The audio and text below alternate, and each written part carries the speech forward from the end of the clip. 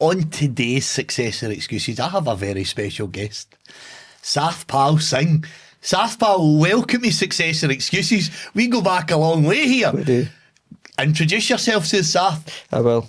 Brilliant. Thank you for having me, James. Love it. Great to see you. It has been a good few years. It's nice to see. I think we're both a little bit greyer than the last time we saw I'm each a other. hell of a lot greyer than last time. Me too, but you can't see all you.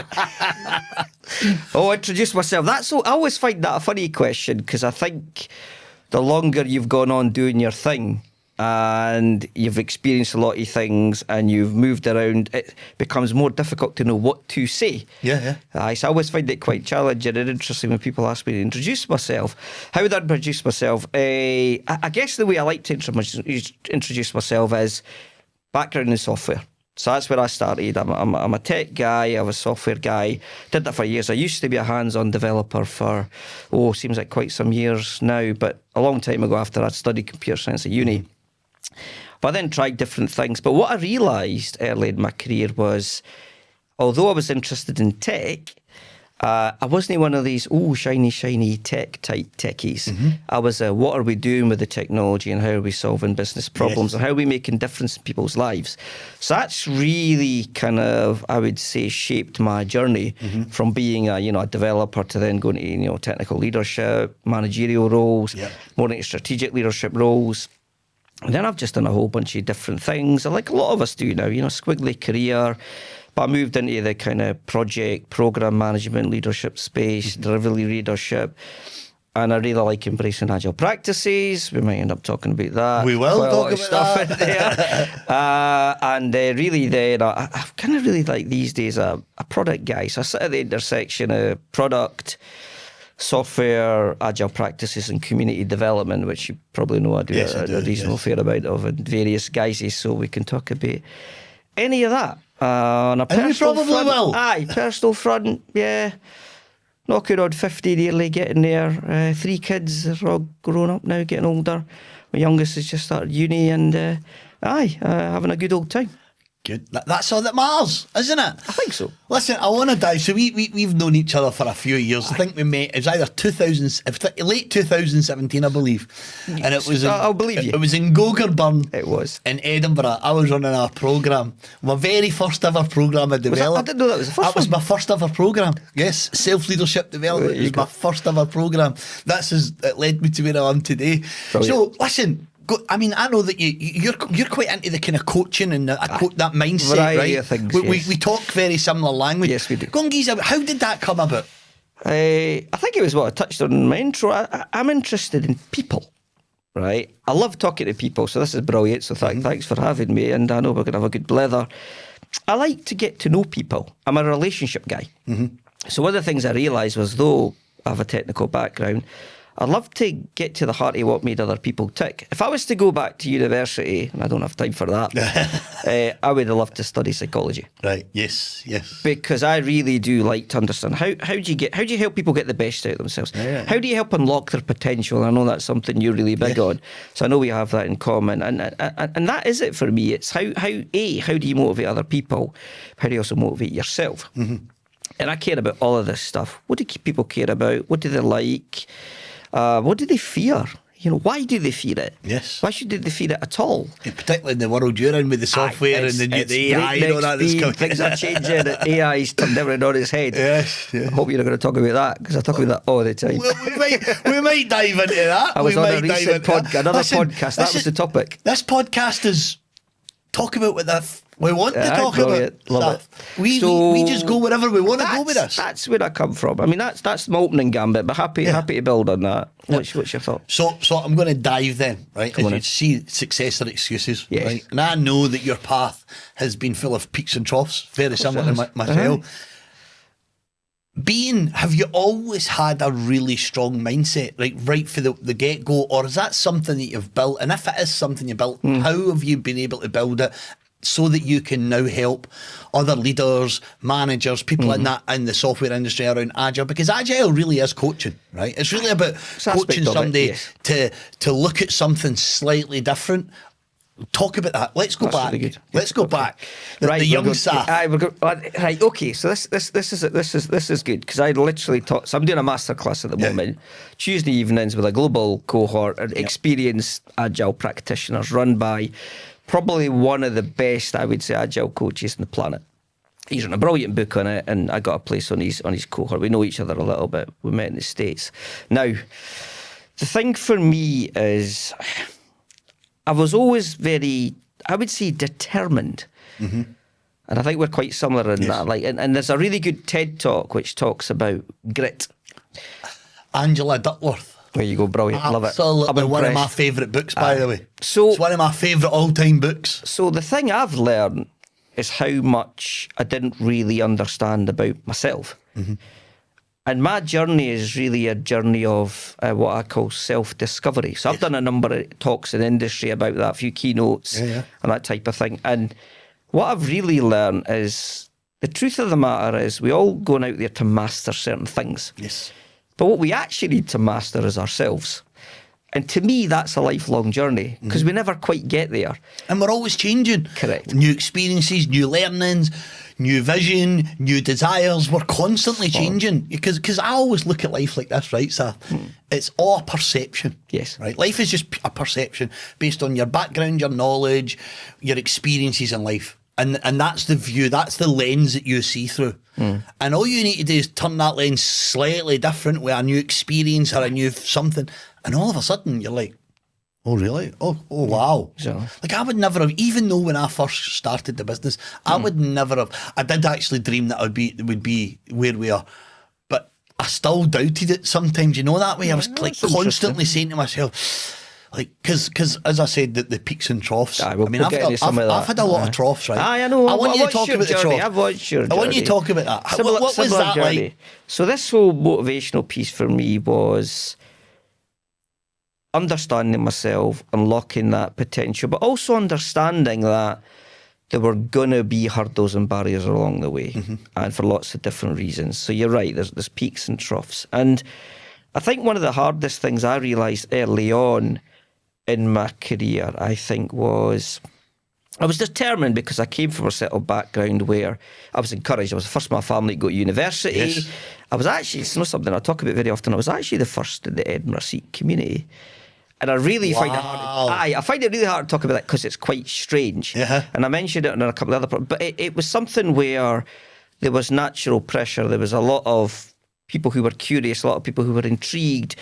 As you know yourself from your journey, you'll meet all sorts, right? And you'll meet allies, but you'll also meet other folk who, they don't necessarily want you to fail, but they don't necessarily want you to succeed. Right? I wrote a post about this other day there. And I read some of it and I thought, aye. And I remember when you started and I've watched your journey and you're spot on, right? Because the reality is people compete. And one of the other things I've come to realise, and I tell my kids this, is you're only really competing with one person. It's yourself. The person looking in my journey, I came to and it took me too long to I didn't realise this stuff till I was in my 40s. Mate, I feel exactly the same, but we'll talk about that later. Right. But what I realised was actually I'd been doing a lot of the right things, but I didn't understand them well enough. Yeah, and you couldn't put the dots together. I hadn't joined the dots at that time. Join the dots. I hadn't joined the dots, and I hadn't taken the time. So I'm much more reflective now, because Agile helps you do that. A lot of Agile practice, coaching, facilitation. That's what we do. Brilliant. We just teach people how to be more reflective. Really. I know, how does leadership, how do you be more reflective? Yeah. Sorry, I'm No, it's good, it's good. So that was it. It was being reflective and understanding myself better and realising that I didn't need to have all the answers. And what I do now, when you touched on the coaching thing, is I help other folk to find their passions, right? Unlock their motivations. Do you know James Sale? You probably heard of him. You'd know him. I don't. So he did the motivational map stuff. So at my meetup, Future Work Scotland, which I've been on for 5 years now, that sort of pivoted and exploded because of the pandemic. So we can maybe talk about that later. So that was something I did. Well, my business exploded during the pandemic. Exactly. That's what I was thinking. And he invented something called motivational maps. Yeah. And it's an amazing technique to help you understand where your motivations lie. So one of the things I've been doing in some of my coaching, and I've done a lot of mentoring through the various professional bodies I'm involved in. I've mentored a lot of people because people are interested in my journey and how did I go on to do the things that I did, and you do the same, right? People then get interested, but they get interested once you've been successful. Yeah. And they deem it to be success. Yes. But what is success? Happiness. Varies from one person to another, right? Absolutely. And it's basically up to each of us to define that. Right. I always think of success like this, right? So forget the actual term, but this is how I think about, have I been successful? Because I think success is a series of journeys. It's a series of journeys. And you get successful, you move the bar, you achieve your out. So I always look at this, right? Success and happiness, right? Because ultimately, success is feeling comfortable and happy about the journey that you've either taken or the journey that you're on, right? That's my take on it. Nice. I like so it. when your outcomes and your expectations align, that's success. Yeah. If your outcomes and your expectations don't align, then you feel unsuccessful, right? Because your outcomes are here and your expectations are here. And that's when you hit that barrier. But as you said, it means something different to everybody. But I always think that that's okay. Of course it is. The mindset part of it, or the how we think about success is, if I don't meet my expectations, then I feel like I've failed. When I do meet my expectations, I feel like I've successful. Right? That's how I think the easiest way to strip it back. And we are similar, because when I first met you, that was one of the things that really resonated with me. I was listening to you and I was thinking, you sound a bit like me. We see about similar views of the world, right? Because we do have limiting beliefs, and people will also create limiting beliefs or plant those seeds, whether that's, it's not an intentional thing. No, most of the time people it's project not. their thinking, don't they? Absolutely. People project. So one of the I don't know if you know the book Non-Violent Communication. No. Professor Marshall Rosenberg, one of my favourite books of all time. That changed my life. That's my next book. That changed my life, right? What's the name of the book again, sorry? Non-Violent Communication. Right. So I was at Agile Scotland conference last week. I wasn't speaking this year, but I went along, catch up with friends of the community. And on day 2, so I was only there day 2, Jenny Martin, she did a keynote on it, and her talk was drawing from that book. But in that book, later in that book, the author talked about the concept of cultural conditioning. Mm-hmm. And that really spoke to me. Yes. And I read that section and I thought, wow. Like, seriously, I'm like, this is it. Yeah. This is what I've been experiencing. Yeah. Because cultural conditioning, it's not an ethnicity thing, or it's how we get programmed very early on in our life by those early influences. Between 2 and 7, 2 and 8 is the big core belief thing. Now, I'm going to tell you something and you're going to then we understand. go through life and we just reinforce it. Right. But we can change. Yes. But anybody can change. So this is the bit you'll like. Okay. So a lot of people close to me, large families and whatnot, I would say we're actually quite cagey, quite risk averse. Mm-hmm. And we're often perhaps, I don't think people always mean to be, but I would, looking back on it now, well into my adulthood, well into life and heading towards 50, is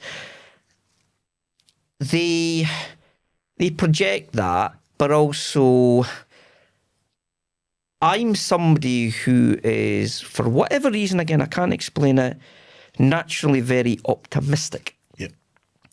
And I just believe in things can be good. But I've also learnt that you get out of it what you put in.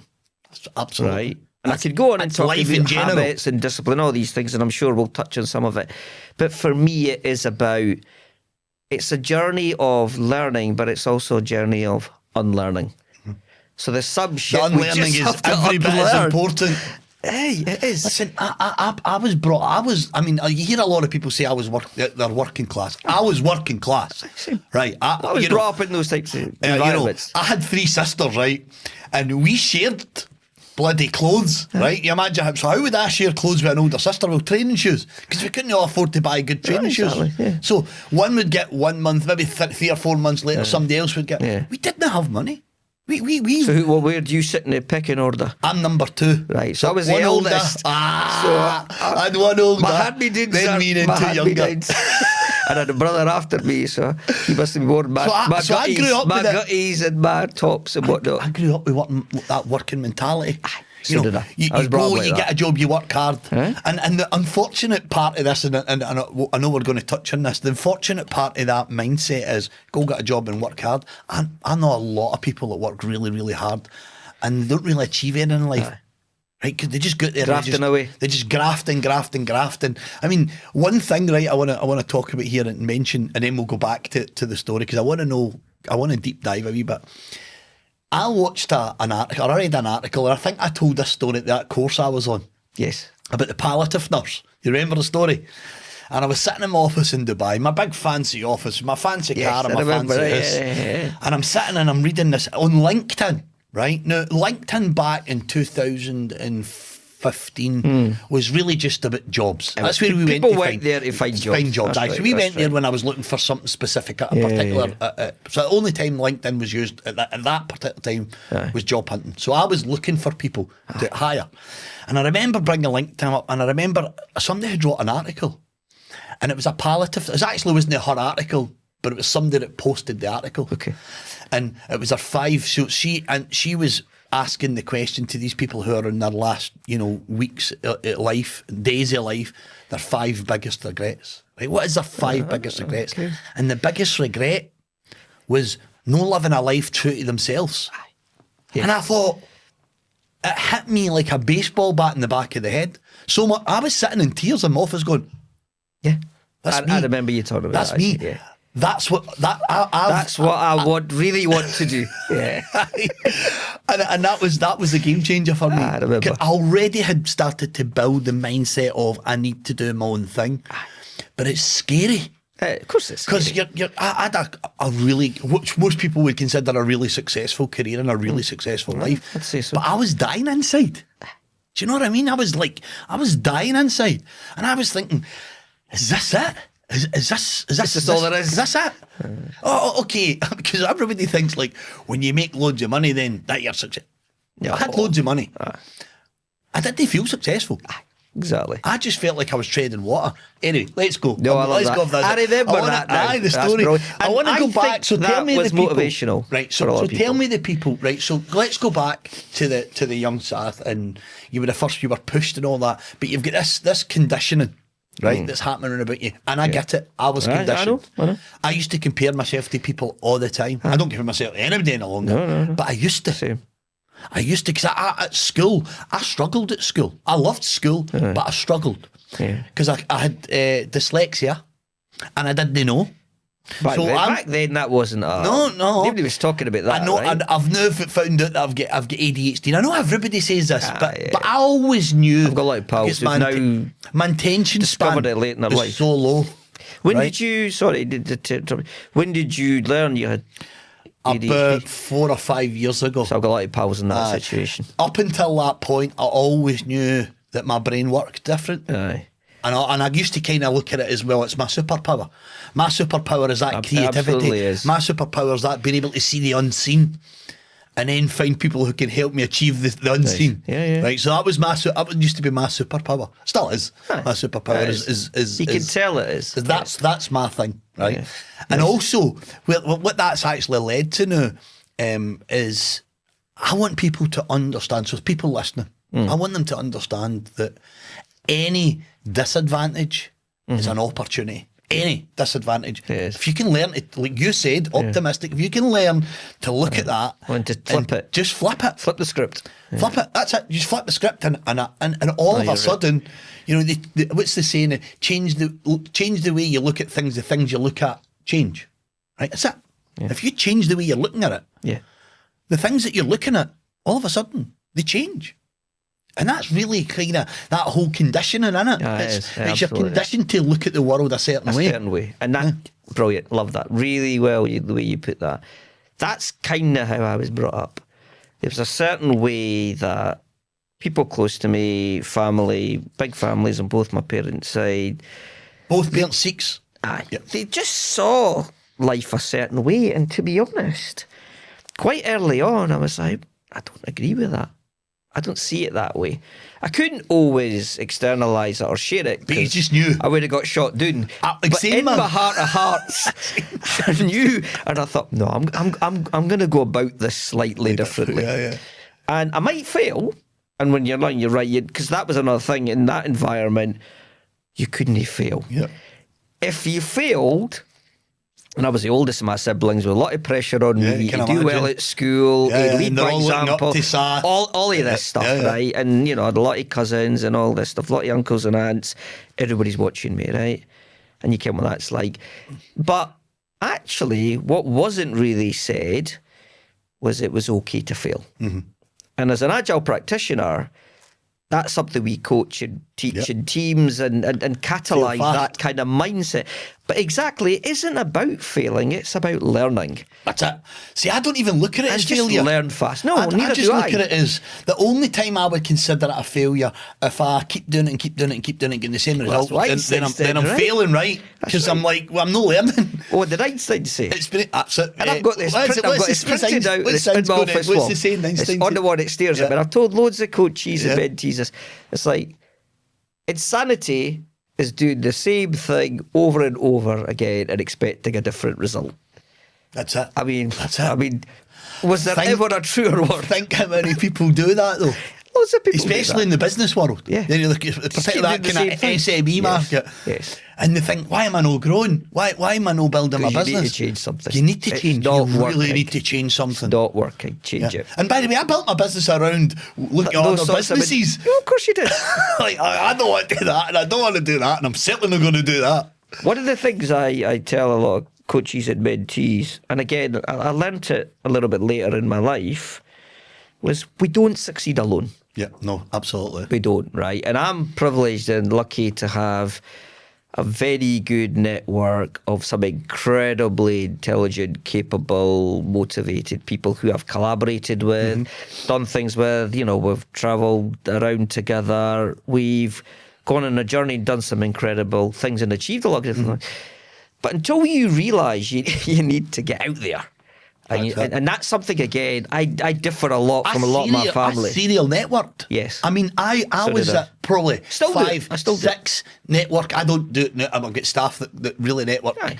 My networking's different now. This is still the level of network. Yeah, absolutely. You've reached out to your network and created this really good format, and basically you're bringing on guests, but they're people who you've met on your journey or you've crossed their paths. I'm loving the learning. Well, we're always learning. I'm loving it. Always learning. You know, every time I have a guest on, I always thought, I really like that. Always. So when I left your session that day in Gogaburn, and ironically, as we were saying just before we started chatting, I've just finished up at the bank after 5.5 really good years. I did all sorts of really, really great things there. And I learnt a lot and I grew a lot on that journey, right? But when you're working at that scale, it's challenging. But just rewinding back, when I came to your session, I left that session buzzing. Because you have a certain way that you carry yourself. Now, also, we don't always see ourselves. Yeah, of course. Other people see us. And much earlier in my career, I'd maybe done about 15 years or so by then, and I was in tech, I was in technical leadership management roles. And the number of people who were chatting to me or met me at a conference or whatever, I would say, I find you really inspiring. I'm really inspired by what you do. And I'm like, what? Because I felt that when I met you. Me? See, when I met you, like, I knew. And I'll tell you when you know, right, when you meet somebody, you think, aye, we think the same. We the questions that you ask. Aye. See the questions that you ask. Yeah. That always tells me they get this. They've got this. Yeah, They're just clarifying in their mind that it's a curiosity thing. The curiosity. So in my professional work, that is crucial.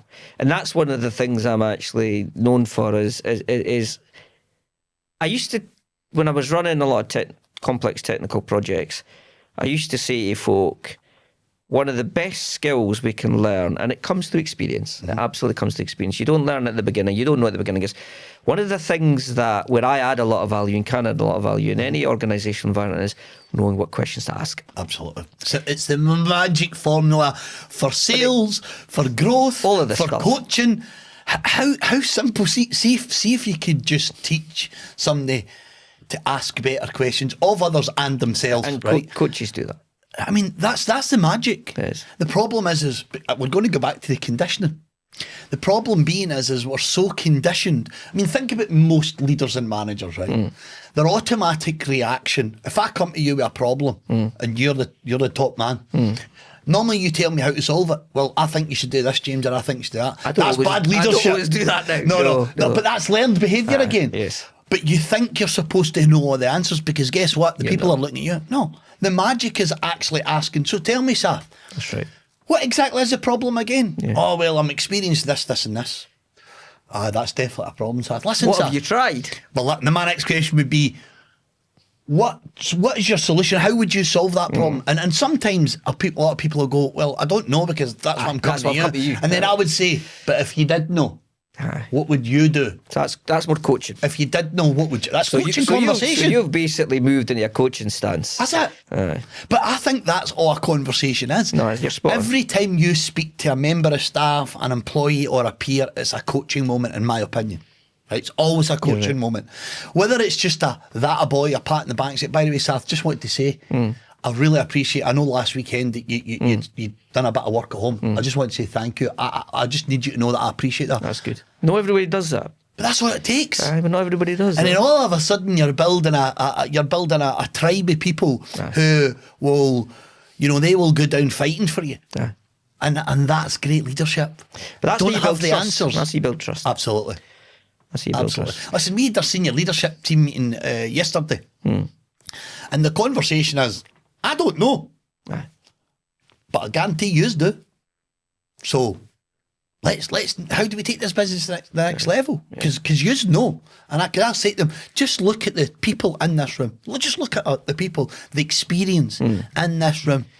If we don't know, it's not worth knowing. So I like that. I'm going to twist that slightly. Yep, go for it. So I don't know. Bang on. Absolutely bang on. Agreed. And well, when we learn I don't know. that, it was I don't have all the answers. Was the conversation? Same thing though, right? But when we say that in and of itself, it lowers other people's barriers.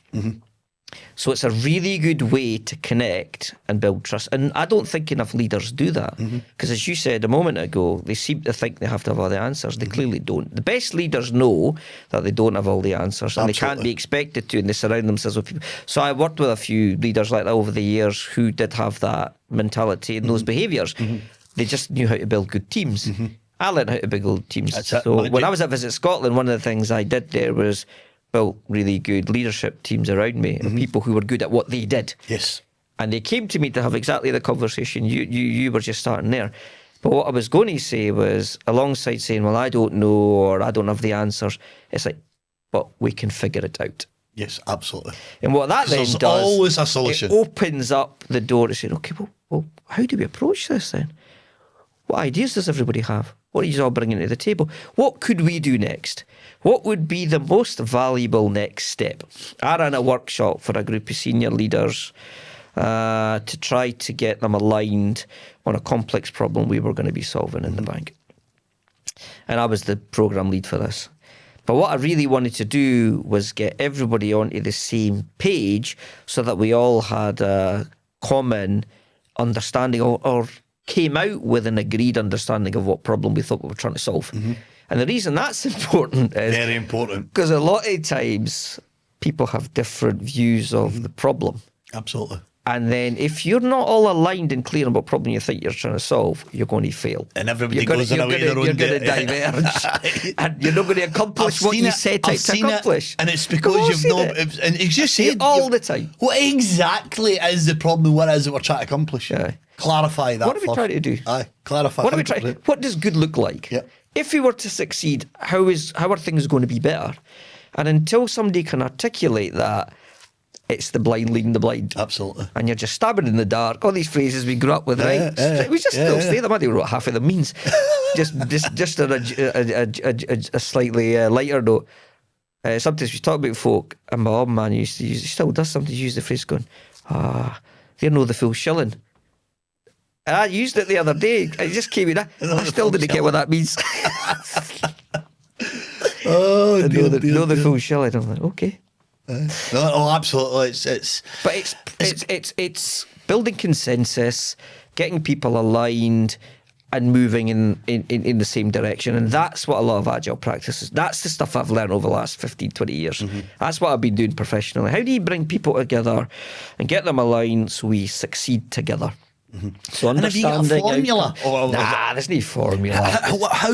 Somebody's listening to this conversation and they're thinking, There's right, frameworks. I'm really struggling with a project. I'm a project manager. How do you get them to? So, I mean, you did mention it at the start. So, what exactly is the bloody problem? Let's clarify that first. What do you think the problem is? What is it we're trying to achieve? So, talk us through that bit. So I think we've started to do that already. So I think reaffirming what the problem is, one of the most important things we can do is get people to articulate what they think things are. Because, and this is a bit we're not always good at, and I'm sure you and I would probably have learned to do this, and I'm still learning it, is listen. But not just listen, because so you can imagine the number of times you've been in meetings, and we see it all the time, and we've seen good meetings, bad meetings, ugly meetings, right? We've all been there, right? And one of the things folk with my sort of skill set do is they try to facilitate and run a good conversation. But that's exactly it. It's unlocking the conversation and opening up a conversation, but it should be a conversation. So if somebody comes to me and says, I've got this problem. Exactly as you've said, we've already touched on it. Say, okay, well, you start with so what do we think the problem is? Then you just simply start to unpack the problem. Because there'll be different elements of it. And a bit like what you do in these conversations, you never quite know where it's going to go. You're simply responding to some of the things that I'm saying. Absolutely. You hear something of interest and you go, right, Sath, I just want to, can I pick up on that? Can I clarify that? Can we, what's the phrase you use? I'm going to dive a little bit deeper into that. That's what we're doing. Yeah. But when you make it a conversation, two things happen. The person who's come to you opens up because of the conversational style. If you're the sort of leader that's sitting there, somebody coming in, there was a role I had some year ago and I had my own office. I didn't like it. I didn't like being in an office because I wasn't next to my teams. Aye, sure. I'm sitting in an office and they'd come to my door, they'd shop on the door and they'd go, have you got 2 minutes? And I'm like, no, then I will. Aye, come on in. But I'd always try to have the door open, right? We talk about this concept of the open door policy, right? And most people say they've got an open door policy, but they actually don't have an open door right? policy. But that's not who Here's people like you and I are, learned, right? So here's another trick I learned about the open door policy. You know how when most people, they have their computer screens facing the door, right? So it's right. So somebody comes in. So somebody comes in, right, and their eye can still. So if emails pop in and they see them distracted, I never did that. I used to have my screens facing to the side. So when somebody came in, my attention was there. Right, I was speaking to them. Turn round and look at them. I was speaking to them. So I didn't have distraction. That's right. That's a good shout. I didn't so have my desk was like, I had this big old desk and we had desktop PCs. Yeah, it was a desktop PC. No, it was a laptop. I'd had PCs long time ago. So I had a PC then. But you're right, it was at the side. Yeah. It was at the side. So when folk came to the door, I could turn and look at them. I could look at them. And your concentration was there. And then you're giving them your attention. But body language is another thing, 100%. Right? We don't always study it. I've got a book in the house about it. But you could take a lot from body language, right? So if someone's like, I used to have a boss, and when he was annoyed about something, he'd lean forward and he'd... You're going, oh no, here we go. And I knew at that point I was probably in the shit, or there was going to be some kind of confrontation. But it would always come out good in the end because he had a good style of maybe provoking it a little bit to go, well... And I think, now that I look back, and I think it was quite a good style. It was one of those styles where, a bit like what you were saying earlier, they'd help you get to somewhere because maybe they just felt you were overlooking something. Or you maybe weren't thinking broad enough about it. I think so. It's by asking the right questions. We don't know at the time. No, we don't know. Because if you're asking the right questions... So if somebody came to me with a solution, right? So let's say we have that conversation. So what exactly is the problem, Sath? Well, the problem is this. Yeah. Okay, Sath, what do you think that we... So what do you think that we do... But the we is important too. To solve this? Yes. And they say, well, I'll probably do this. You're going, oh, no, you don't want to do that. Don't say that. I don't say that, though. Yeah. Just say, I like that idea. I'm wondering if there's another way. What about, have you thought about? Okay, let's expand on that. Let's deep dive a wee bit on that, because I think that might work. And then get them Because if the solution comes out of your mouth, you own it. If it comes out of their mouth, They own it. They own it. Spot on. And that's accountability. Agreed. And by the way, It is, people it love is. accountability. Oh, they want it, really. They love it. They They crave want for to it. feel like they can take ownership of something. But if you don't make them feel like that, they'll never feel like they own it. Trust. You need to give them. We go back to what we started the conversation around the trust, right? People need to trust that you've got their back, right? That you're not going to shout down their throat that it's okay to get it wrong. Yeah, you'll break their fall if they need it. It's okay to get it wrong. Yeah. Like, as I said to you at the start, like the mistakes that I have made. To my wife's death, to me, Enos is my business partner. By the way, she runs my business now. Like, she literally does it. I've seen her some good posts there online on LinkedIn. She runs it. And she'll say to me, even at the time, she'll go, "You sure you want to do that?" And I go, "Yeah, no, I've thought about this." And then I'll go, "We'll still listen to you." Yeah. But we've learned now, Sath, to she's almost like my confidant. She's like the person I bounce my ideas off of now. All those things. I'm the same. I look to my other half for that. It's incredible when you've got a strong woman behind you, isn't it? It's having the sounding board, but the sounding board who you could absolutely trust. Absolutely. Every day of the week and twice on Sundays. By the way, that's hard to find. Because they're going to tell you the truth. Aye, that's hard to find. Somebody that absolutely gets it. They can tell you the truth. Aye. They tell you the truth. And sometimes, and that's another good point you've hit on there, it's having people around about you who will tell you what maybe sometimes you don't want to hear, but you need to hear. Yep. And I've had a lot of that in you touched earlier on the peaks and troughs, and I think we'll get into them. I think we need to get into some of them. But having people like that, you can't put a price on that. Mm-hmm. So let's go to the peaks and troughs then. Talk about, or let's talk, because I know that a lot of people we both start up businesses, years ago when we were literally just like really finding our feet. Finding our feet. Yeah. And a lot of those businesses, what you're good at. And we do go through a lot of high peaks, but we go through a lot of deep troughs, deep troughs where you're actually thinking there was days when I didn't even know how I was even going to put petrol in the car to get to a meeting. How am I putting food on the table? Quite believe you. Yeah. And obviously, I would say most business owners go through that. In fact, I still go through it, not to the same extent financially, but the troughs when you just think, where did it all go wrong? I want to run away. Let's talk about that. Let's talk about the peaks and the troughs. Let's go to the Saths, peaks and troughs. What's the one thing that really kind of jumps at you and the thing, if only I knew? So there's two things, and they do keep coming up for me. One of them is I'm interested in lots of things. You get a very clear sense of that if you look at my LinkedIn profile, right? So I'm involved in lots of things, but I'm always trying to help people. Right, I'm trying to, because somebody came to me this morning, I can't remember the guy's based, I met him at a conference in Europe somewhere, and he wanted some support with somebody. He wants me to support an application for something, right? And I've been doing a lot of that in my adult life. But sometimes you've just got to say no. There's so many times I look at stuff and said, I should have just said no, but I didn't. Yeah. And you want to help. You want to help. That's my natural stance. Me too. And I'm helping learned people, to coaching say no people. now, by the way. I've learned. Like even somebody wants to have a meeting with me. Here's my calendar link, and I want to know exactly what the meeting is about. Yeah.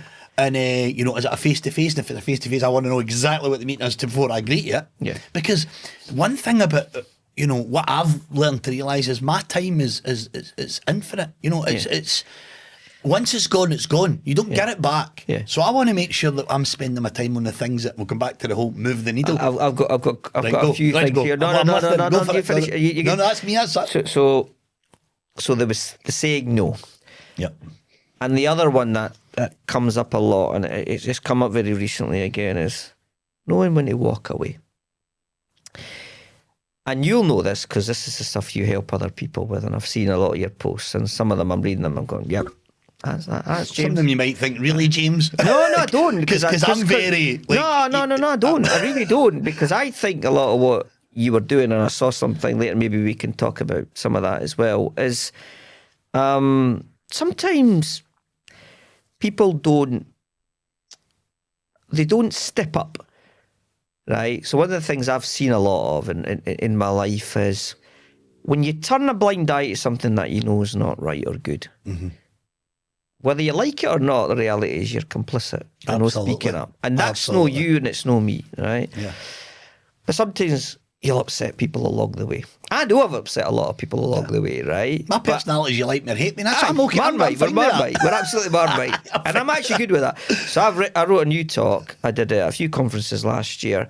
And again, I'm going to give you a book reference. It was based on another book that changed my life because I was going through a bad time at that point.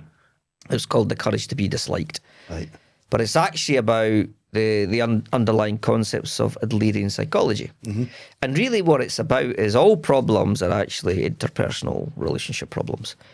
All problems in our lives are the way we interact with someone else, or the agendas that we have, or the way we show up, or our biases. Yeah, absolutely. Now, biases have totally, completely been one of the biggest things learned in my life. Most people don't even know they don't. They've got unconscious bias. They don't know. They don't. And I'm really fortunate that I have lived in multiple countries and multiple religions. I think you're a slightly more well-informed guy than all over the world. People. But I remember when I first moved abroad, I was like, what is it with these people? Because they didn't think like me. No, they don't think like you because they're not you. They're not you. Right? They're not you. Yeah. You know, and they're not supposed to be you. I have luckily got a really good world view. You do. Right? You do. Quite an open world view. You do. Like, an example, we went on holiday, right? Here, I'm going off topic, but I don't care.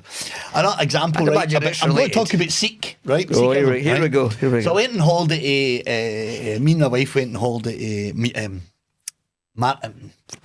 Marrakesh, okay. Morocco. So we went to Marrakesh, and the hotel we were staying in, there was a group of Sikhs, husbands and wives, they were from Canada. Nice. And we spent the whole week with them. Right. We went tours with them, we went to the bar with them, we went for food. These guys were, I actually had no idea what Sikhism was. And I was educated on that holiday. Because I'm like, these are my kind of people. I like this. Sikhs are, but they're very loyal to each other. They're very loyal to each other. Every one of them had known each other since they were young boys. And they've all, this is a thing that I loved, right? That we don't do enough in this country. In fact, in a lot of countries, they help each other become successful. I was like, whoa. Like, see when he says, all right, I built my millions. By the way, they're all multi-millionaires, right? Of course they were. All of them, multi-millionaires. We're hard-working people. And they were talking about, like, when I started to make money, I phoned, me up, and I says to Sath, hey, Sath, listen, I want to get you involved in this business, you know, don't need to worry about money, but I'm putting it, and just come, let's learn it. And they helped each other building, and he built a business out of helping this, and then, and I was just like, wow. Like me and my wife were just awe-inspired, and Enas is like, but they do that in Yemen, where she's originally from. Like, they help each other to try and be successful. And I'm like, oh, we're missing a massive trick because here. We don't succeed alone. I know, right? No, and we to don't. me, that's I like you brought that up because I've got a couple of related points, and I was going to tell you a couple of wee stories related to the point I was making. So it's this shifting the mindset from scarcity to abundance.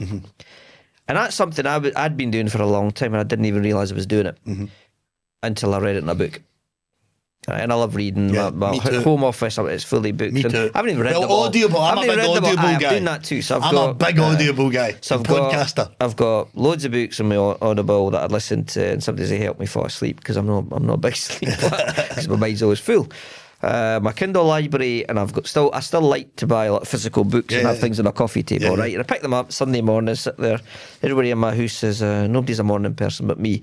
So nobody gets up till late. I have a lie in, and I get up and I get my coffee. I love getting up nice early, get the day started, especially in the summer. Weather's good. So there's that whole what's I saying? I'm trying to do loads of things here. The abundance versus scarcity thing. So seeing the abundance in anything, seeing the fact that we don't need to compete, it comes back to an earlier conversation. Can't you help each other? And if we all help each other, everybody benefits, everybody wins. Everybody benefits, everybody wins. I'm one of these people, I believe in win-win scenarios. I don't go out to beat other people. The concept doesn't compute for me. I've never really been that person, right? But back to your point about meeting the Sikhs, is it's ingrained in our culture So one of the things we do as Sikhs, so we're very big on, we like diversity and things. We see everyone as equal, right? And we the reason we cover our heads also is because God is omnipresent and he's everywhere, and we're doing it with respect to God. But I don't know why I started having a conversation about religion, but the cultural bits are important because what Sikhs do, and it's ingrained in our sort of values, is we help those who can't help themselves. Absolutely. So we believe in helping gobsmacked. those who are less fortunate than ourselves, and it comes from our scriptures. It comes from, the Guru Granth Sahib. That's our Bible, but also we don't see it as a Bible. We actually see it as a person, as a guru, right? We have 10 gurus. They're not gods, they're deities, but our 10th guru, who basically formed the Khalsa, that was our army. Sikhs are. That's why it's amazing for me. I've always been really proud to be a Scottish Sikh, like insanely proud. Like I travelled the world. But most people don't understand what Sikhism is, though. Aye. But there's a lot of commonality, by the way, between a lot of things in Sikhism and a lot of things in the Scottish history. Of course there is. Absolutely. So when even people like me watch Braveheart, you can see it from a number of different perspectives. Because when you're a minority, now I've lived through a lot of things where essentially you understood what it meant to be a minority. And did it affect you in the younger years? Yes. Okay. It does. So I was By lucky. the way, it affects my wife still. Aye. Well, I'm going to give you a couple of stories. Go for it. They're go for positive it. stories, Yeah, but yeah. they're good stories because it sort of reinforces your point, the point you made earlier. So the thing for me is, we talked about bias. So you touched on bias. So in 2023, I think it must have been, I was invited to do the closing keynote at Scotland Diversity Conference. People I knew in that network, somebody reached out to me and said, "I've seen your stuff online, know you do a lot of public speaking. I'd like to invite you to do this." I said, "Well, that's cool, but if I'm doing something like that, especially if it's a keynote, I want a decent brief. I want a decent brief, right? Because I could talk about all sorts of things. Asking you, right? You have to shut guys like us up, right? So I'm like, okay, I need a brief. What is it? Give me some boundaries here, right? I need some conditions. Like, we just want you to talk about your story, talk about your journey, talk about some things you've experienced, and maybe provoke a bit of thought. Be a little bit controversial. I could do that." So I wrote this talk, but the essence of the talk was essentially, when we're kids, we get taught lots of wonderful things, right? But somewhere along the lines... Also a lot of not so wonderful things. Yes, but this is why I talked about the cultural conditioning piece. I got that in early because it also featured in this talk, right? So that's a great talk. Get it in early, bring it back at the end. Well, we're people who build connections, relationships, right, and join the dots and narrative, right? A lot of my stuff's about narrative, right? I'm a comms guy, also a marketing. I know you're big on that. Don't go off track. I want to know the story. I know. So they asked me to write this talk. I said, right, okay, I'm up for that. But the talk I wrote essentially was about the fact that one of the most important things we get taught from a young age is don't judge a book by its cover. But in adulthood, it's exactly what we do. Exactly. Right? Social conditioning. People will take one look at another human being, and based on, the way they're dressed, how they show up, body language, their ethnicity, a whole variety of factors, they'll form an opinion of them. Absolutely. Right? And Right or wrongly. Correct, but usually wrongly. Yeah, of course. And one of the things I've learned to do is, I often say to folk, you can judge me at my peril, right? You can take a look at me and you may have a perception, but I guarantee you I'm not the person you think I am. Yeah. But you've not taken the time to basically because the unpack unconscious that. bias is And you think you know who I am. Absolutely. Even when I speak. So I travelled the world. I'm not as well travelled as you, but I've been about. I've travelled for different reasons. Work, speaking at conferences. My laddie used to do karate. So he was at part of the Scottish Federation. He used to travel around internationally and compete in competitions. So I used to take him to international conferences. When I go to certain places, people are shocked when I open my mouth and they hear a Scottish accent. They're not prepared for it. Absolutely. And it was in this talk. So I turned it into the narrative of it. Goes, but I found it fascinating, but also perplexing, because I'm like, and this was in the noughties, in the 2020s, I don't know what you call those. So post COVID as well, when we started to travel again. Remember after the flights. Listen, Saf, I want to mention something, because this is a really, really, really strong conversation. Do you know the really strange thing? I'm going to go back to the fact that I've lived and travelled the world and lived in all these different cultures and countries and religions, right? See, when I look at somebody, I don't have an unconscious bias. The reason I don't have it now is because how many different religions, people, I'm married to a Muslim. I just don't see sex, gender, colour, race. I don't see it. You know what I see? Value. See a person. A person. What value can they bring to my conversation, my business? It's because it's always really about the value that somebody brings and now to your life, really. Yeah, exactly. Right. And that's what we're about. That's what I'm about. I'm what you might summarise as a value maximiser. Yes. I try to maximise value wherever I go and whatever setting I'm in. I bring my best, I give my best, and I'll try to unlock my own potential and capabilities and other people's as well. So that's why I talk about that, because we still live in this very ignorant world. We certainly do. I went to and it's Nashville. Harder. It's got harder again recently, which is it's become very interesting. It's getting harder. Frankly.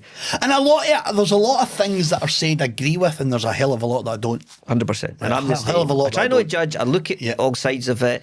I try to see where people are coming from. Yeah. Right? But I'm not really somebody who wants to be judgmental. Again, that comes from me taking my coaching practices into my life. A lot of what I do, I live by those values, right? I don't do things professionally and then switch them off, because I don't believe in that. I'm somebody much like yourself who you will get the authentic me.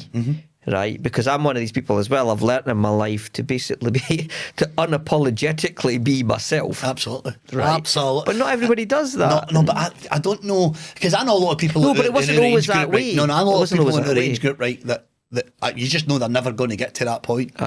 And it's probably the world that we surround ourselves with. Yes, right, because you do become the people you surround yourself with, whether people like that or not. Absolutely. So look at your surroundings, look at the people you spend most of the time, because you're going to become just like that. Yes, correct. And I think it's maybe that. It's the people that we surround ourselves with, the books that we listen to, the podcasts we listen to, what we read.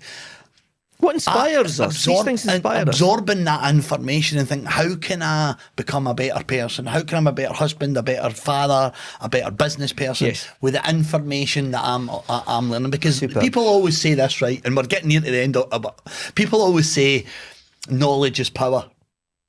Knowledge is only power if you do something with the fucking knowledge. Meaningful with it, yes. You've got to do something with it, or it's just a waste. Yeah. And unfortunately, the world we live in, we call it right now it's the knowledge revolution, right? Yes. Like you can go AI. Well, we've moved on for that, but we probably don't have time for that. I'm going to touch on it. I'm going to touch on it.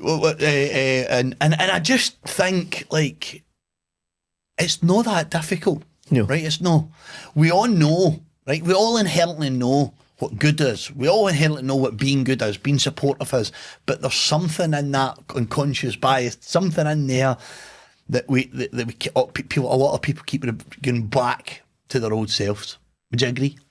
Oh yeah, for sure. Yeah, there's times we will fall back to old versions of ourselves, and we do it subconsciously. We don't even mean to do it. And again, that is the cultural conditioning. That's why I said early on when you were asking me some early questions and I was introducing myself, which I hate doing, by the way, which I've already said. You did a good job. I said that in a panel earlier this year. I was at a panel in the charity sector, and the lady asked me to introduce myself and made the joke about it. But anyway, that is hard, but that's why I said early on, we're mastering ourselves.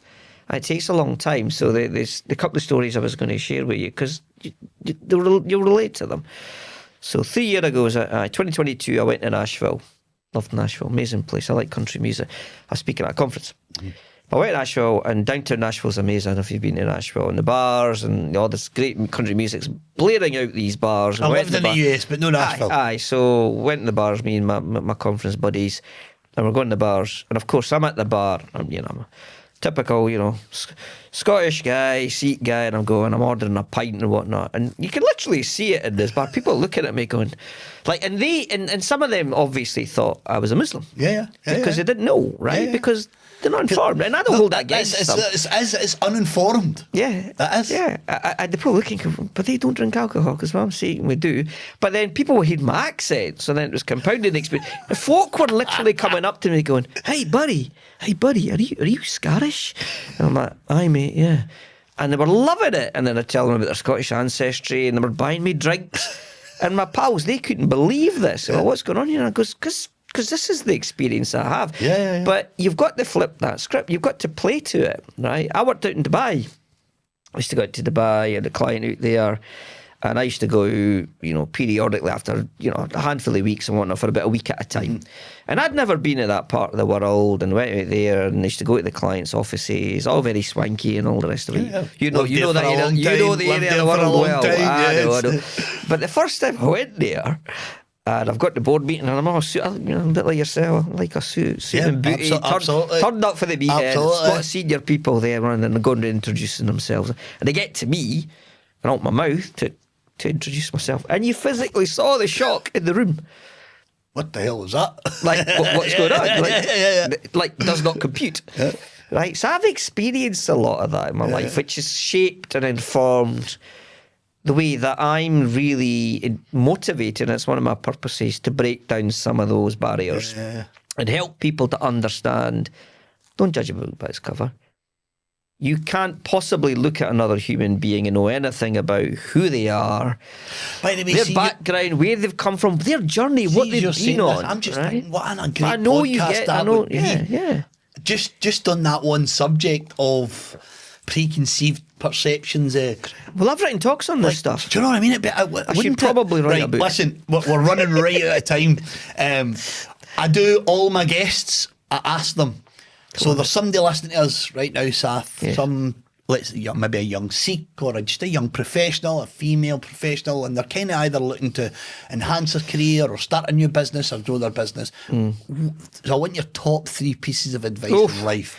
What's your 3 pieces of advice that you would give anybody in life? Just what's the thing? I'm gonna cheat a little bit, refer to some of the stuff that I've already talked about. Go for it. But I'll pretend it was a talk and I was giving the 3 takeaways. Right. I think first and foremost, be you.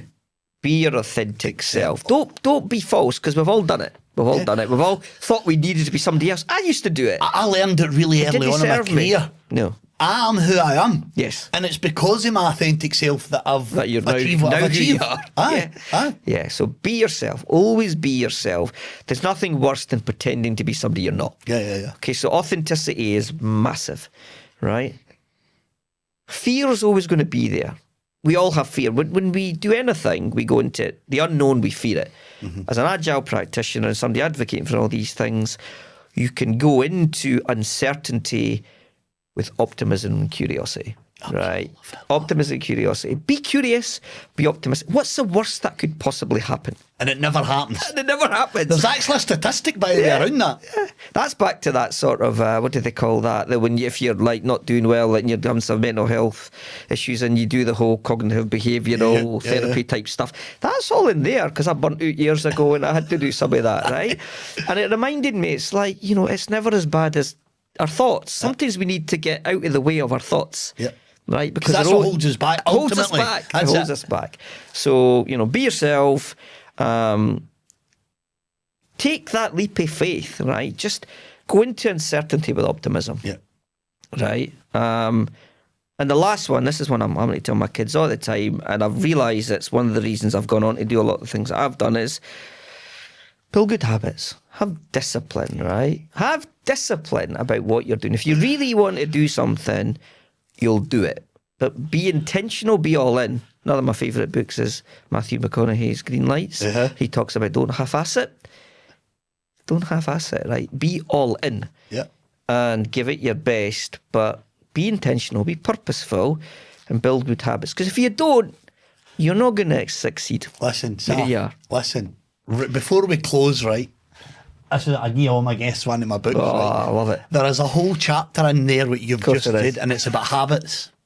There's a whole chapter about the habits that I've developed. No, not everybody's a 4:30 in the morning kind of person, and that's okay. Are you a 4:30 guy? I'm 4:30. It works I'm a for 5:30 me. guy. It works for me.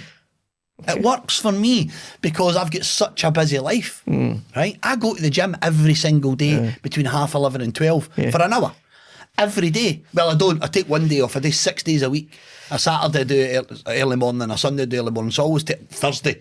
So because I do my podcast, so I take the Thursday off the gym. Right, is this... So this is my off the gym because I'd normally be in the gym. Every Thursday you're doing these? Every Thursday, yep. And That's that, routine, you that's see. another It's routine. good habit because I love my food. It's routine. So it's the habit, the reading every morning, 1 hour. So we get up, we go for a walk, we pour hot water with lemon, right? So we've got one of those cooker taps, right? So we pour hot water with lemon, and we go for a walk with a podcast, Keeps the weight down, right? or a book, just something where I'm learning. Yep. Right? It's one of my core values is learning. Yeah, same. Learning, and you should be learning every day. And that's it. And by the way, that book is for you. Oh, thank you very much, a book sir. for you as well. Can't wait to read it. Listen, Sath, it has been, I knew it would be anyway, but it's been an absolute... It's been good to catch up. By the way, we've been talking way long. I think we're nearly an hour now. Wow. It's been an absolute pleasure. Listen, thanks for having all me. your details and how people connect you will be on the podcast. But if somebody wanted to reach out to you, they're listening, how do they get in contact with you? The best way to get in contact with me is LinkedIn, because I'm very active there, as you know, Yep. as are you. So Yep. reach out, follow me, connect with me. If you're going to connect with me, have a motivation for it. Don't just connect. Go, I'm reaching out because I saw this, or I read this, I saw you speak there, or can you help me with this, or can you make an introduction? I'm always happy to do that. Absolutely. I've now recently got involved in a new sustainability initiative called Green Product Owner, because I'm a product guy, helping other collaborators of mine in industry. So I'm taking on a role as a Chief Value Officer of that. Yeah, it's a part-time thing, so I'm also looking for other opportunities. So I've gone fractional. You can reach us through there and we can probably help your organisation. So do get in touch if that's something you want to be doing. I love my photography, so you'll find me on Instagram.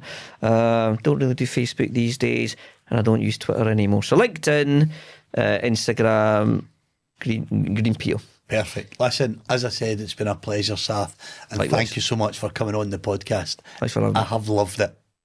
Me too. Good to see you. Thanks again.